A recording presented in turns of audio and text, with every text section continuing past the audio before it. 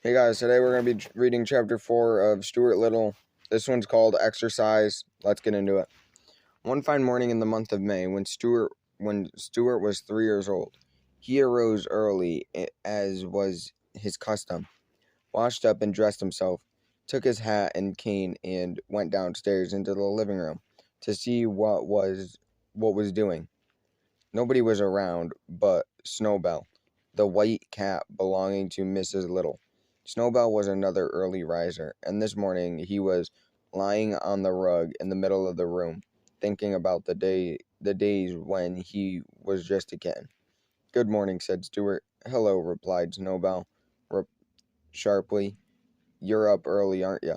Stuart looked at his watch. "Yes," he said. "It's only 5 minutes past 6. But I felt good and I thought I'd come down to get a little exercise." "I should think you'd get all the exercise you want up there in the bathroom, banging around, waking all the rest of us trying to get the water started so you can brush your teeth. Your teeth aren't really big enough to brush anyways. Want to see a good set? Look at mine." Snowball opened his mouth and showed 2 rows of gleaming white teeth, sharp as needles. "Very nice," said Stuart, but mine are all right, too, even though they're small.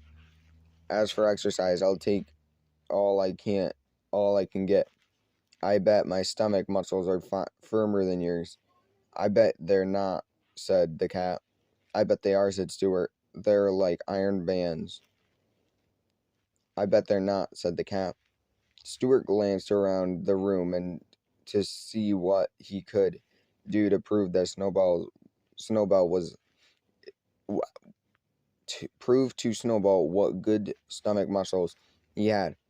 I spied the drawn window shade in the east window on the east window, with its shade cord and ring like a trapeze, and gave him an idea. Climbing on the windowsill, he took off his hat and laid down his cane. "You can't do this," he said to the cat, and I ran and jumped into a ring, and the way acrobatics do it in the circus, meaning to pull himself up.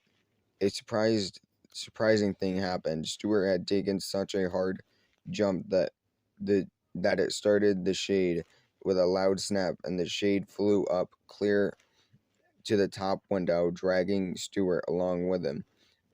With it rolling him up inside so that he couldn't budge.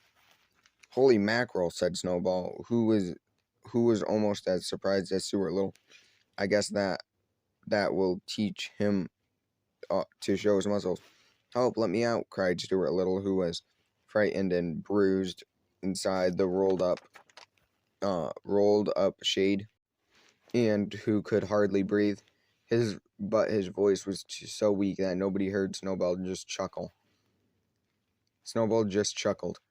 He was not fond of Stuart, and it didn't bother him at all that Stuart was wrapped up in the window shade, crying and hurt and unable to get out. Instead of running upstairs telling Mr. and Mrs. Little about the incident, Snowball just did a very curious thing. He glanced around to see if anybody was looking, then leapt softly to the windowsill and picked up Stuart's hat and cane in his mouth and carried them to the pantry and laid them down in the entry of the mouse hole. When Mrs. Little came downstairs later, they found them there. She gave a shrill scream, which brought everybody on the run. "What happened?" she cried. "It's happened," she cried. "What has?" asked her husband. "Stuart's down the mouse hole."